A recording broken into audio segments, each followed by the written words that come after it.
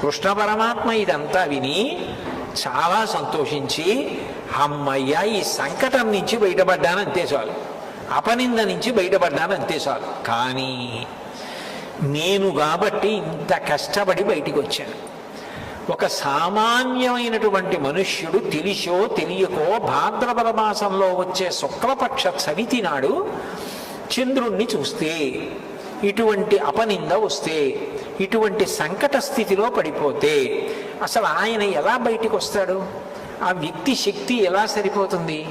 కాబట్టి వినాయక స్వామి నువ్వే దీనికి మార్గం కూడా చెప్పాలి అన్నాడు కృష్ణ పరమాత్మ. ఎందుకని? శాపం విఘ్నేశ్వరుడిది, ఆయనే చెప్పాలి. అంటే ఆయన అన్నాడు, నువ్వు ఎలా పూజ చేశావో అట్లా పూజ చేసి నువ్వు కష్టంలోంచి బయటకు రావడానికి ఎంత కష్టపడ్డావో ఇతివృత్తమైనటువంటి ఈ శమంతకోపాఖ్యానం కథంతా చెప్పుకుని అక్షతలు వేసుకుంటే నన్ను చూసినా కూడా ఇబ్బంది రాదన్నాడు. చంద్రుడిని చూసినా కూడా ఇబ్బంది రాదు అని వినాయకుడు శాపావకాశం ఇచ్చాడు. అంతవరకు బాగానే ఉంది. కానీ ఈ శమంతకోపాఖ్యానం ఎంత జ్ఞాపకం ఉండి ఇన్ని మలుపులతోటి కథంతా చెప్పుకోలేకపోతే, ఎక్కడైనా కథ అయిపోయిందిగా, కథ తారుమారైపోతే ఇబ్బంది కదా. మరి ఏం చేయమంటావు అని అడిగాడు మేనల్లుడు విఘ్నేశ్వరుణ్ణి.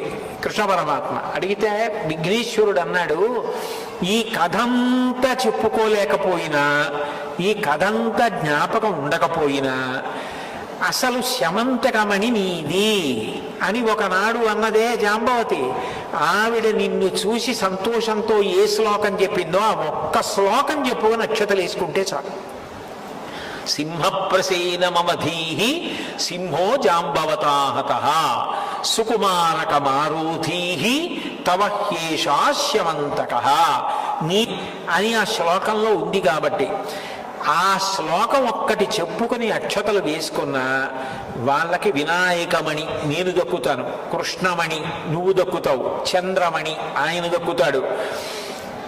ఏ విధమైనటువంటి ఇబ్బందులు ఉండవు. శమంతకమణి నా అనుగ్రహం అంతకన్నా గొప్పది, ఇన్ని కూడా వాళ్ళకి దక్కుతాయి. అందుకని ఈ శ్లోకం ఒక్కటి చెప్పుకుంటే చాలన్నాడు.